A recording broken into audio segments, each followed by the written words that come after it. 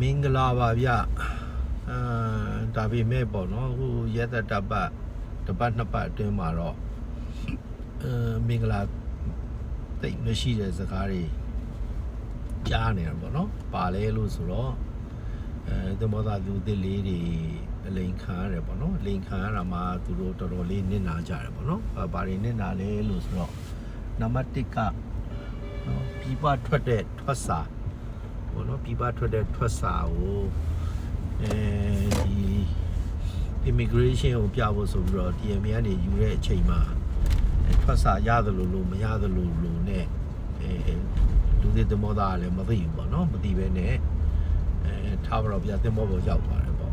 ရောက်သွားတဲ့အခါကျတော့ခမားကလူတွေသမုဒ္ဒအထွက်တရားဝင်အထွက်မရှိတော့ဘူးပေါ့နော်တရားဝင်အထွက်မရှိအောင်လဲလိန်ညာပြီးတော့လောက်ကြတယ်ပေါ့ဘယ်လိုလုပ်လဲဆိုတော့ထွက်စာလျှောက်လိုက်တယ်ပြီးတဲ့အခါကျတော့ဒီထွက်စာကိုကန်ဆယ်ပြန်လုပ်လိုက်တယ်ပေါ့နော်လုပ်လိုက်တဲ့အခါကျတော့ဌာနအနေနဲ့ဒီလူကပြပမသွားဘူးဆိုရဖြစ်သွားတယ်ပေါ့နော်အဲ့တော့အဲ့ကလေးကတင်မောပေါ်ရောက်တယ်ဗျာတင်မောပေါ်ဘောင်ဝင်တဲ့တင်မောပေါ်ရောက်ချင်လဲရောက်မမီဘောင်ဝင်တဲ့တင်မောပေါ်ရောက်ချင်လဲရောက်မှာပေါ့နော်အဲ့လိုရောက်သွားပြီးတော့သူက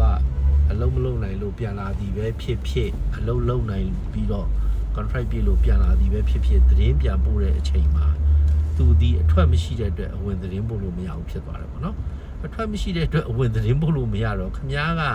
ဒီလူသစ်သင်္ဘောသားဘာဆုံးရှုံးသွားဆိုတော့နံပါတ်1နော်ရိုက်ကြီးပေးလိုက်ရတယ်နံပါတ်2အဲ့ရိုက်ကြီးနဲ့ပတ်သက်တဲ့အကျွေး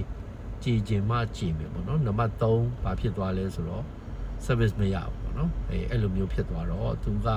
အချိန်ကုန်သွားတယ်ငွေကုန်သွားတယ်ဒါပေမဲ့သူ့အတွက်အကျိုးရှိတဲ့ကိစ္စတစ်ခုမှမရလိုက်ဘူးဖြစ်သွားတယ်ပေါ့နော်အဲ့တော့ကျွန်တော်တို့လည်းဒီမှာတော်တော်များပေါ့လေခင်ဗျားတို့ကျွန်တော်တို့ဒီ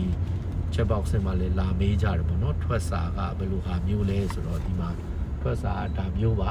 ထွက်စာမှာဘာတွေပါလေးရှိလဲလို့ဆိုတော့နော်သူကဌာနကနေပြီးတော့ထုတ်ပေးတာဖြစ်တဲ့ဌာနရဲ့ logo ပါတယ်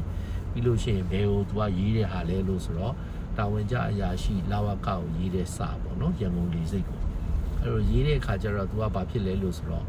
တင်မောသားပြည်ပထွက်ခွာဖို့အတွက်ထောက်ခံစာဆိုတဲ့ဟာကိုအင်္ဂလိပ်လိုရေးတယ်